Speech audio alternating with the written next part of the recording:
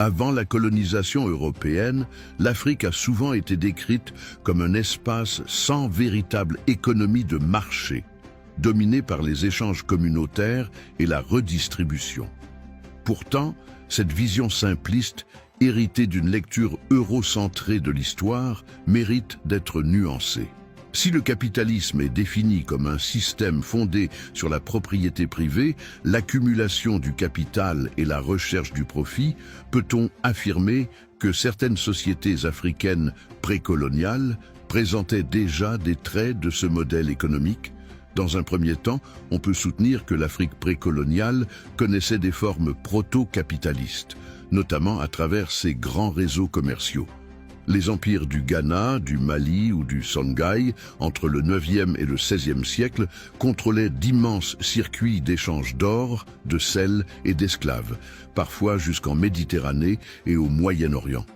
Ces économies marchandes reposaient sur une division du travail, une spécialisation régionale et une logique d'accumulation.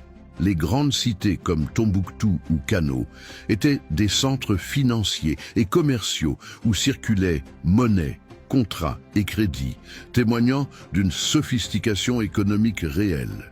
Certains marchands, parfois appelés Dioula en Afrique de l'Ouest, agissaient dans une logique de profit individuel, réinvestissant leurs gains dans le commerce ou dans la production artisanale.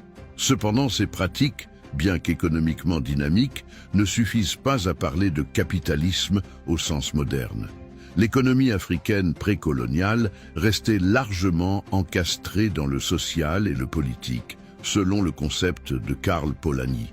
Les transactions s'inscrivaient dans des logiques de parenté, de prestige ou de réciprocité, et non dans la seule recherche du profit. Les terres étaient souvent propriété collective, et la production visait davantage la subsistance et la cohésion sociale que l'enrichissement individuel. En outre, le pouvoir politique contrôlait étroitement les échanges, limitant la concurrence libre, caractéristique du capitalisme moderne. Ainsi, il semble plus juste de parler d'une économie marchande avancée plutôt que d'un véritable capitalisme africain précolonial. Si des éléments tels que la monnaie, le commerce à longue distance et l'accumulation existaient bel et bien, ils restaient intégrés à un système socio-culturel communautaire. En conclusion, l'Afrique précoloniale n'était pas étrangère à la logique du marché, mais elle n'avait pas encore adopté la logique capitaliste fondée sur la recherche illimitée du profit.